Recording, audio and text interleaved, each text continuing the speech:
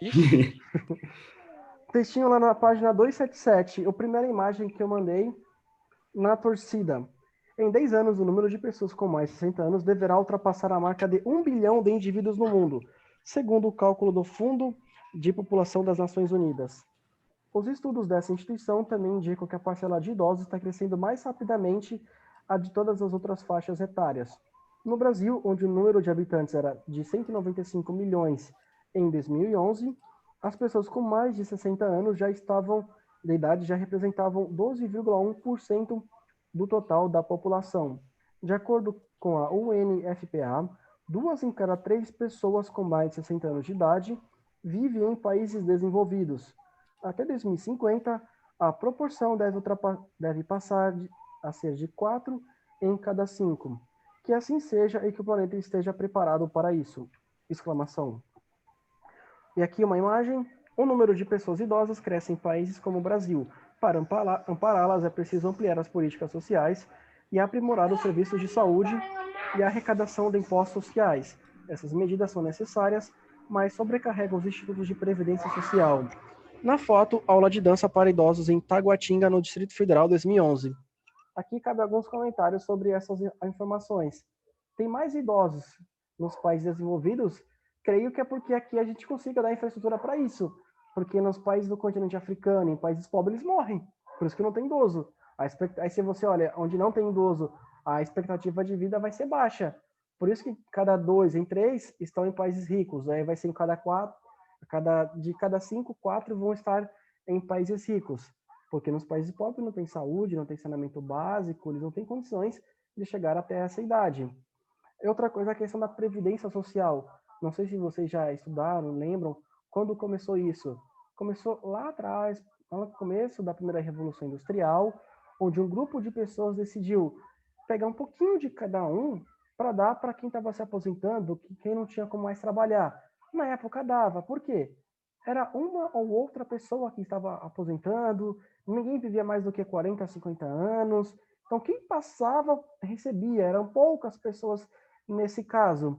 Porém, no século XX, isso teve uma mudança drástica. A medicina avançou muito, saúde, a questão de exames, a questão de consultas, cirurgias, etc. E hoje as pessoas vivem mais. Até os nossos avós não imaginavam que viveriam tanto. Eles tinham em mente o quê? Ah, eu vou casar cedo, ter filho logo, para que quando eu tiver feito na vida, tivemos 40, 50 anos, meus filhos estejam casados, trabalhando e sigam a vida deles. Eles não tinham planos além dos 50 anos. Eles não tinham. E é aquela coisa, no começo, pegava um pouquinho de cada um para dar para quem estava trabalhando atualmente. Só que o que foi acontecendo? Mais idosos, mais idosos, mais idosos, e aí foi aumentando a faixa de quem recebe e diminuindo a faixa de quem paga. Hoje em dia, arrecada-se um pouquinho de cada pessoa que trabalha de maneira formal, um pouquinho no mês, vai para o governo e o governo pega esse dinheiro e repassa aos aposentados. Porém, o dinheiro arrecadado é menor do que o dinheiro gasto. E aí o governo tem que tirar de outras áreas de arrecadações, como compra de bens e consumos, entre outros impostos, para cobrir a previdência social, para poder pagar a aposentadoria. Por isso que tivemos a reforma da Previdência. O sistema atual não é um sistema onde quem está trabalhando deposita um dinheiro no banco, fica lá e depois recebe. Não, não é assim. Quem está trabalhando tem o seu dinheiro retirado para pagar os idosos do presente. Aí esses trabalhadores, daqui a algumas décadas, quando forem idosos e estiverem aposentados, vão receber salário dos jovens que ainda vão vir a nascer e ser inseridos no mercado de trabalho e ter o seu desconto na folha de pagamento. Vocês, daqui a alguns anos, já vão estar trabalhando. Aí vai ter uma parte do salário de vocês que vai ser descontado. Vamos supor que em 2022, 2023, vocês estejam trabalhando, beleza? Vão passar 40 anos, 2042, 2043, vamos estar 2045, vocês se aposentam. E aí de onde vai vir o dinheiro? Dos jovens que ainda vão nascer e vão estar trabalhando quando vocês estiverem aposentados. E esses jovens que vão pagar a aposentadoria de vocês, quando se aposentarem, vão receber dos outros jovens que vão ainda nascer. É assim que funciona a Previdência. Por isso que eles fizeram uma reforma. Para quê? Para não aumentar tanto o número de pessoas que recebem, para que o número de pessoas que pagam e vai para o número de quem recebe não esse número aqui não diminua muito e esse número não aumente tanto. Por isso que tem a questão do pedágio, de repente a pessoa faltava um ano, vai ter que trabalhar 2, a pessoa faltavam 5 anos para trabalhar, vai ter que passar a trabalhar 10, para que o número de quem recebe não aumente tanto e o número de quem trabalhe não diminua tanto, para não ter um prejuízo maior. Isso em diversos países do mundo, né? Só no Brasil. Que nenhum país estava preparado, imaginava que ia ter uma população idosa, que as pessoas iam viver tanto e de maneira tão saudável como estão vivendo. Por isso que teve a questão da previdência. Alguma dúvida por enquanto por aqui? Não? Não. Beleza. Continuando, virando a página, por gentileza. Lula e os programas de inclusão social e assistencial. Para quem está com a apostila, a página 278. Luiz Inácio Lula da Silva foi eleito presidente do Brasil em 2002 e prometeu mudar o cenário social deixado pelo seu antecessor. Uma das primeiras ações de seu governo foi criar a Secretaria Extraordinária de Segurança Alimentar e Combate à Fome, cujo objetivo principal seria administrar o programa Fome Zero. Esse programa, somado ao Bolsa Escola, criado durante o governo FHC, gerou, a partir de 2003, o programa Bolsa Família, que, de certa forma, contribuiu para a reeleição de Lula ao novo mandato iniciado em 2007. Inclusive, o mensalão estourou em 2005, mas como tinha esse programa de assistência social, como o país estava bem, etc., as pessoas acabaram por reeleger o Lula, porque a economia, na época, estava boa. Os diversos programas sociais são gerenciados pelo Ministério de Desenvolvimento Social e Combate à Fome, MDS, órgão do governo federal que repassava valores a 5.463 municípios de todo o país, dado de 2010. Era para ter sido feito sem ser agora em 2020, mas adiou-se para 2021. Esses programas têm contribuído para diminuir o abismo social por meio dessa transferência de renda. Na atualidade, não faltam críticas aos programas sociais vigentes no Brasil. Para muitos, esses programas têm fins eleitoreiros e apenas indicam a presença de um Estado assistencialista. É necessário esclarecer, no entanto, que esses serviços têm caráter público e são reconhecidos como direitos sociais. Também é importante perceber que adotar projetos sociais como esse significa contribuir para a estabilidade e manutenção da ordem capitalista, sob projeto econômico neoliberal. Vale destacar ainda que esses programas têm distorções, pois há pessoas que se utilizam deles, mesmo estando em uma situação econômica privilegiada. Isso acontece porque ainda há falhas nos instrumentos de controle desses programas e pessoas corruptas se aproveitam dessa situação. A gente sabe, o Brasil tem um tamanho continental. Aqui cabe França, Alemanha, Itália, entre outros. Temos um número de pessoas muito grande. Só Estados Unidos, Índia, China tem mais pessoas que o Brasil. Então, para você arrecadar impostos e transformar esses impostos em valores para famílias não é fácil. Por isso que mesmo com um programa criado lá pelo Lula, com uma equipe econômica, com pessoas, etc., teve falhas. Porque você não tem como fiscalizar milhares, milhões de pessoas recebendo. Como é que você vai fazer esse trabalho? Você vai contratar quem? Você vai ter que pagar para pessoas fazerem isso. Qual o número de pessoas suficiente para avaliar de maneira certa milhões de beneficiários? Uns 20 milhões, mais ou menos. É muita gente. Então vai haver falhas, infelizmente, como houve no programa recente criado pelo governo federal, o auxílio emergencial. Houve falhas. Pessoas corruptas e que é difícil você criar um mecanismo assim de transferência de renda do dia para a noite. Porque vai ter que ter funcionário para olhar, tem direito, para checar dados. E não é fácil fazer isso daí. E vai ter mais à frente um debate, no próximo texto, sobre a questão se é assistencialista, se não é, se faz isso para ter voto, se não faz, porque sempre vai ter essa discussão. Ah, o governo faz isso para ter votos, porque aí chega na hora da eleição, o governo diz que o opositor vai tirar, mas está aquela questão, será que quem recebe, se for tirado, vai conseguir sobreviver? Será que tem acomodação? Será que as pessoas que recebem estão tentando ser inseridas no mercado de trabalho e não conseguem? Porque também tem aquela coisa. De repente a pessoa recebe, está numa área com emprego e não procura. A gente não sabe. Pode ser que exista. Se existe gente corrupta para isso, pode ser também que a pessoa receba e esteja numa área onde não tem fábrica, não tem indústria, seja interior do Nordeste. E aí, como é que você faz? Como é que você vai fiscalizar isso? Se fosse fácil, já teriam sido feito. Não é fácil você fiscalizar. E há pessoas que falam, mas o que a gente pode fazer? Talvez oferecer um curso, mas quem vai dar esse curso? Quem vai pagar? Quem serão os professores?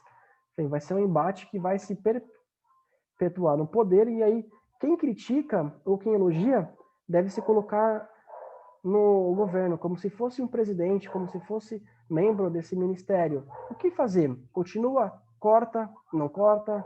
Mantém? Não mantém? Porque é uma faca de dois gumes, que você só tem onde pegar e não tem onde cortar. É um problema difícil de ser encarado e trabalhado. Muita gente ainda passa fome, precisa de assistência, de amparo. O Brasil vive de crise atrás de crise. A mais recente foi lá em 2015, que afetou todos. Agora o país está passando uma crise por conta do coronavírus, tudo fechando, etc. E aí se faz necessário programas de assistencialismo. Lance para cartão Bolsa Família, só para quem precisa. Criado por meio da fusão de programas de transferência de renda que já existiam no passado em governos anteriores, mas foi unificado para facilitar o uso, a divulgação, propagação, o Bolsa Família beneficia famílias em situação de extrema pobreza. Apesar de ter sido aprimorado, o programa apresenta algumas irregularidades. Os motivos mais comuns para o cancelamento do benefício são falta de atualização dos dados escolares dos filhos, duplicidade de titular, renda per capita superior à estipulada pelo programa, falecimento do único membro da família, posse de veículo, omissão de renda, membro da família que seja político, um político em Mongaguá está ganhando 5 mil reais, e você com 5 mil reais, você não precisa de Bolsa Família.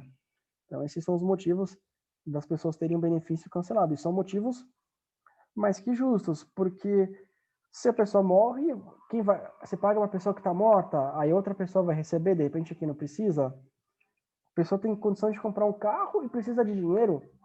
Quem pega esse dinheiro tem que estar passando fome, porque se você pode pagar 400, 500 reais de prestação do carro, mais seguro, mais gasolina e comer, você, vive bem. Eu não tenho carro. Eu sou professor. Eu tenho nível superior, eu não tenho carro. E aí, como é que faz? E eu tenho trabalho para o Estado e para o particular. Não é mal dos professores, nem todo professor tem carro. E alguns, quando tem, é simples.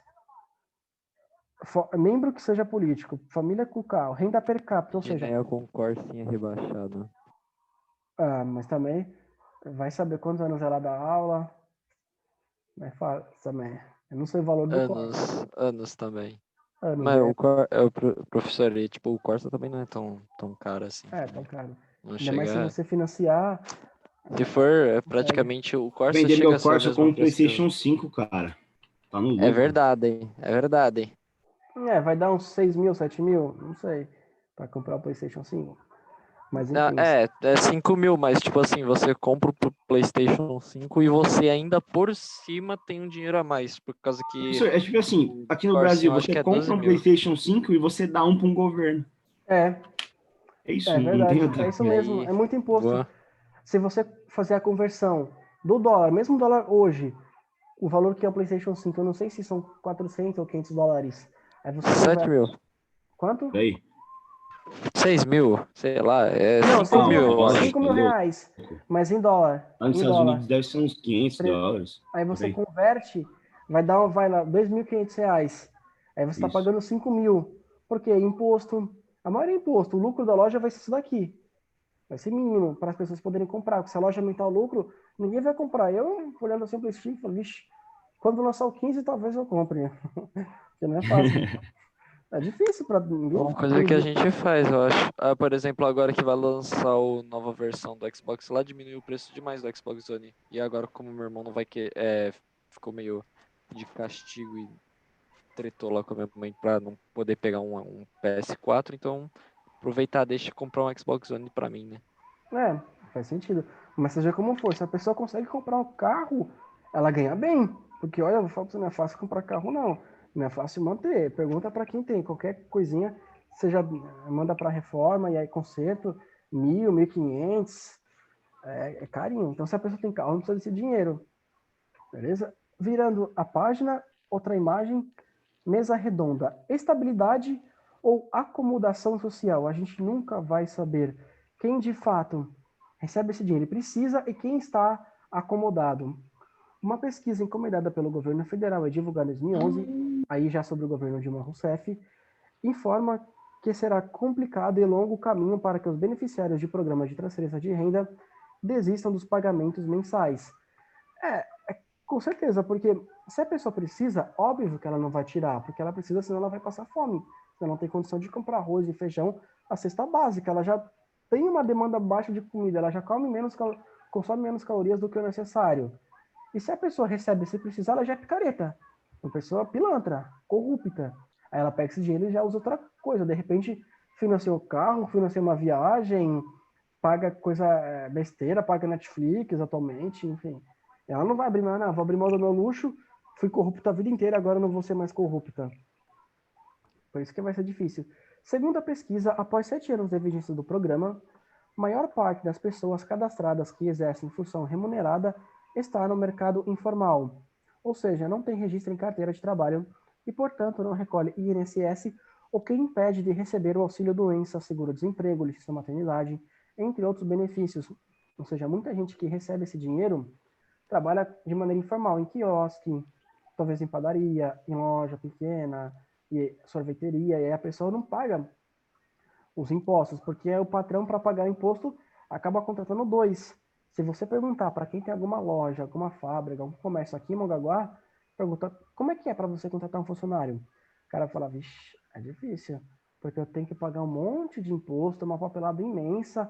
Quando o meu funcionário sai de férias, eu tenho que pagar do meu bolso o exame médico para provar que ele está bem. Quando ele volta, a mesma coisa. Se eu demito, a mesma coisa. Se eu contrato novo, também. Então isso dificulta e de repente. Professor, Oi? eu vou pedir pra eu poder sair aqui, por causa que eu vou ter que buscar uma marmita pra minha mãe. Beleza. E no caso, depois acho que não vou chegar a tempo pra voltar. Beleza, a Tá aula tá só pra sendo avisar. Vai tranquila, a com aula tá Deus, sendo mano. Tamo junto. a aula gravada. Qualquer coisa eu assisto a aula. Valeu, falou, Beleza. professor, é nóis. Falou, até mais. Só para retomar, e aí qualquer empresário que não contrata é difícil. Ele prefere contratar a pessoa de maneira informal, porque ele chega na pessoa e fala, ó, eu não posso pagar na carteira, porque é muito difícil para mim, vai ser muito caro, só posso te pagar tanto. Você quer? A pessoa está precisando falar, quero, óbvio, antes pingado do que seco. Aí ela acaba transitando esse trabalho, não consegue ser inserida no mercado formal para ter um seguro, assim, uma proteção, caso seja demitida, e aí ela pega esse dinheiro porque ainda falta. De repente ela ganha 1.000, 1.200, mas tudo está muito caro, aluguel, contas, etc. Ela pede esse benefício. E como ela não está registrada, como não recolhe impostos, não recebe outros auxílios, ela meio que não existe para o governo. O governo vai fazer checagem de dados, não está lá na lista do INSS, de que recebe auxílio por licença maternidade, auxílio doença, etc. Então, para o governo, ela não trabalha, por mais que ela trabalhe. Aí não tem como o governo descobrir que ela está no mercado informal. Vai lá bater na loja? Não, não tem como, são milhões de pessoas. Aí ela acaba recebendo. Além disso, os beneficiários, os desligamentos do emprego é maior, principalmente entre aqueles que têm menos tempo de estudo. Porque se você tem uma qualificação técnica ou superior, você seja inserido no mercado de trabalho para ocupar uma determinada função. Se você não tem, você vai trabalhar mais no comércio, aqui em Mongaguá, mais especificamente em loja, mercados, aí eles te demitem, qualquer coisa te demitem, porque pode contratar outro para a empresa, é só demitir. Com base no texto acima e com mediação do professor, discuta com colegas a intermediação do Estado na redistribuição de riquezas por meio de programas sociais fere os princípios do liberalismo? E alguém tem algo para comentar? Se fere, não fere? Se alguém já viu o liberalismo? Liberalismo defende liberdades. Os liberais defendem que não deve existir uma carteira de trabalho, que não deve existir CLT, que não deve existir uma lei que coloque um salário mínimo. Porque, na visão dos liberais, se não houver essa lei que obrigue a pagar FGTS, 13º, INSS, salário mínimo, etc., o que vai acontecer? Como os patrões vão ter um lucro maior, eles vão contratar mais funcionários. Esse dinheiro que eles gastam pagando esses benefícios, eles vão pagar na contratação de mais funcionários.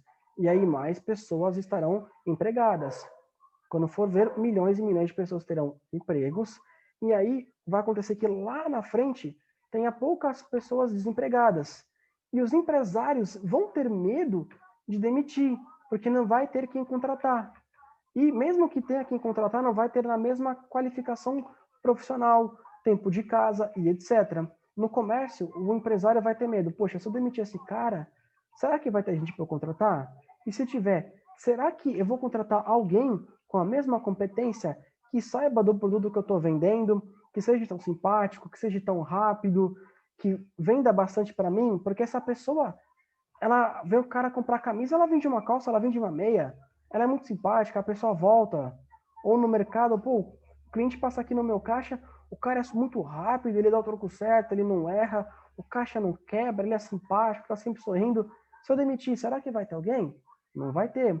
Então, os liberais acreditam que se isso acontecer, não vai ter isso de os patrões pagarem pouco porque querem economizar. Porque se os patrões pagarem pouco, o que vai acontecer é que não vai ter funcionário para trabalhar naquela empresa, naquela loja, e haverão demissões.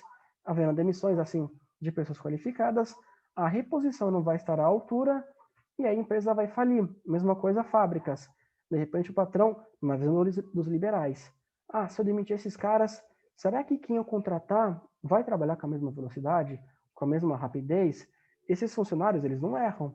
Eles fazem o serviço certinho. Chega no horário, o maquinário está sempre arrumadinho, está sempre limpo, eles sempre revisam, eles produzem muitas peças para mim. Então, se eu demitir, eu vou contratar alguém com a mesma qualidade? E para treinar?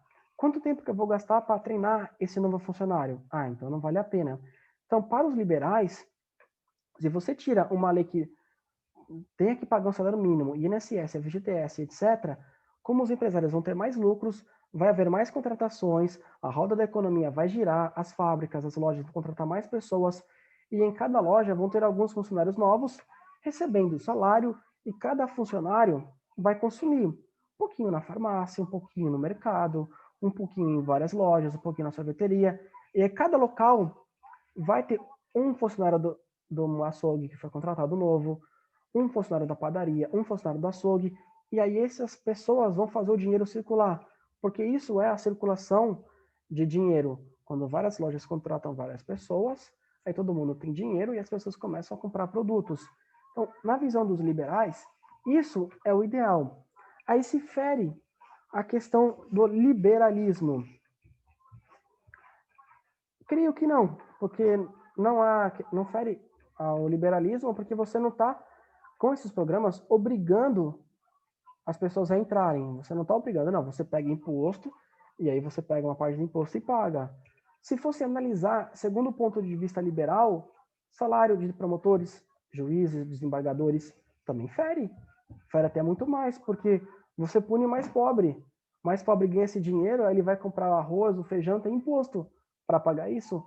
Pensões de filha de militares, porque o Estado te obriga a dar aquele salário para você dar para pessoas que ganham 20, 30 mil, políticos, por exemplo. Isso fere o liberalismo, porque você, para manter esse custo elevado do Estado, você cobra muito imposto. Você vai cobrar um valor extremamente alto de imposto. E se você quiser beneficiar os pobres, você pode diminuir o valor de que você gasta com promotores, com juízes, embargadores, políticos e etc. E aí você vai fazer com que o Estado gaste menos, gastando menos, ele pode diminuir o valor que ele cobra no arroz, no feijão, no óleo, etc. E aí melhora a qualidade de vida dos pobres. Porque pode ser que tenha pessoa que fala assim, mas esse dinheiro que vai para o Bolsa Família é de imposto, que todo mundo paga. Sim, é de imposto. Mas o dinheiro que vai para auxílio de moradia, auxílio paletó, para os políticos e para essas pessoas, também é dinheiro de imposto. Também fere o princípio do liberalismo, que é liberdade. O que fere o liberalismo, segundo o ponto de vista deles, é FGTS, é carteira de trabalho, porque para os liberais, você não permite que o patrão e o funcionário cheguem a um acordo sobre o quanto vai receber. Quando o patrão contrata, é aquele lá, piso, o da categoria, e acabou. não tem uma liberdade para pagar mais ou menos de acordo com o que o funcionário produz, ele gera de lucro da empresa. Porque os liberais, eles acham, se não tiver um salário mínimo, o salário naturalmente vai ser alto. E mesmo que seja baixo, o patrão pode optar pelo seguinte, vou contratar um jovem, como ele produz pouco, eu vou pagar pouco, porque assim eu tenho um lucro maior e eu dou uma oportunidade. E aí você dá liberdade para o patrão de contratar ou alguém experiente que vá produzir muito para a sua empresa, ou de alguém novo, que vá produzir menos, mas você vai gastar menos com ele. E você dá liberdade do patrão e empresário negociarem salário, tempo de contrato, férias, folga, hora de trabalho. E o que fere para os liberais é isso. Porque os liberais, eles não defendem um fim do Estado, um fim de um governo. Eles até acreditam que deve sim ser pago imposto, talvez na folha de pagamento e uma diminuição, mas eles não querem o fim do governo. Eles até acham, não, se cobrar um pouquinho de imposto em cada coisa e o governo diminuir os seus gastos, dá para todo mundo viver bem. Só que eles defendem liberdades.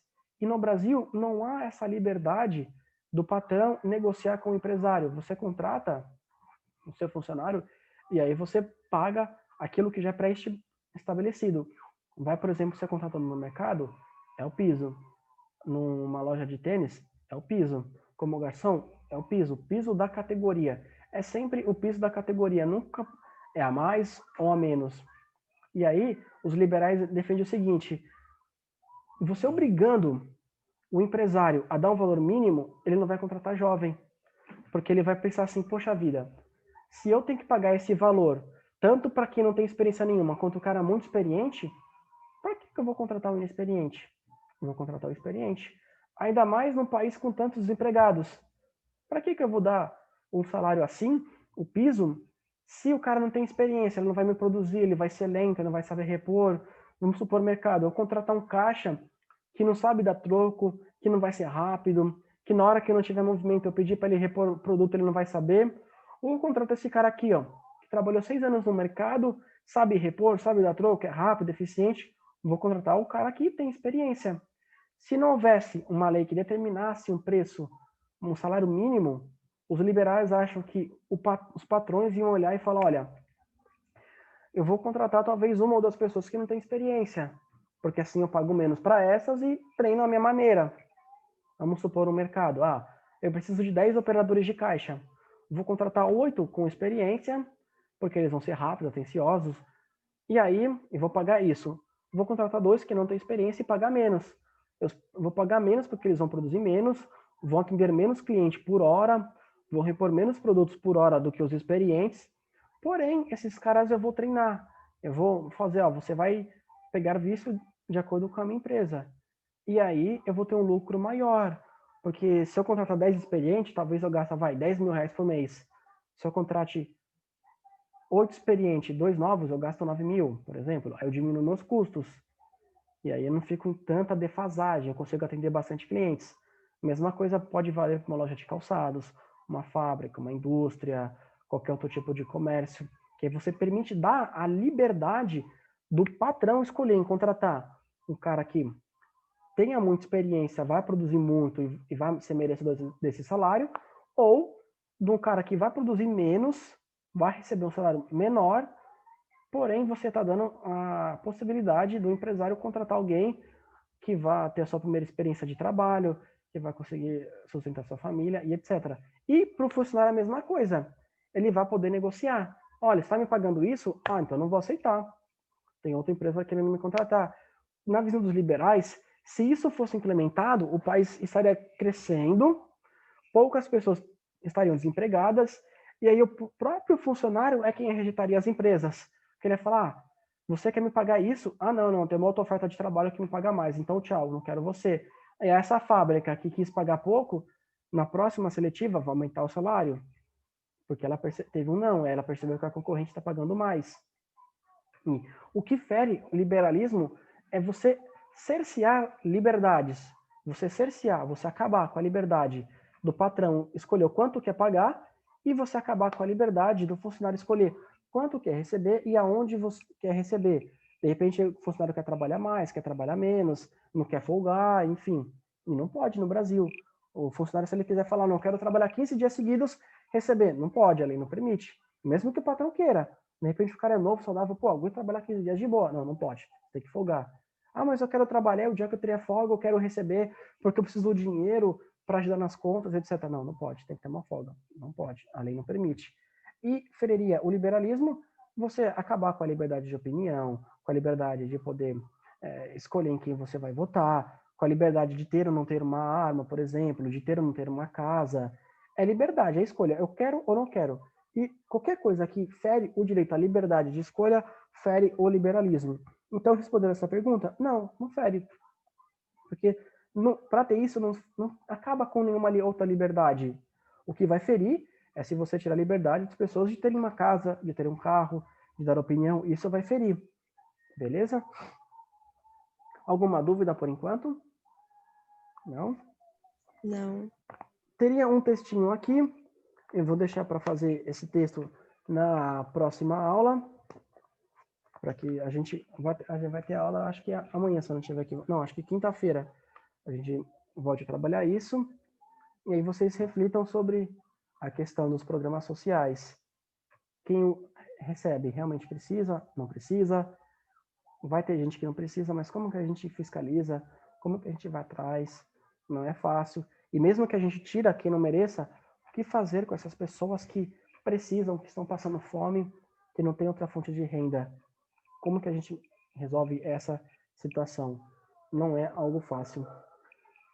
Agradeço a participação de vocês. Muito obrigado. Qualquer coisa pode me mandar mensagem. Falou, tchau, tchau, até mais.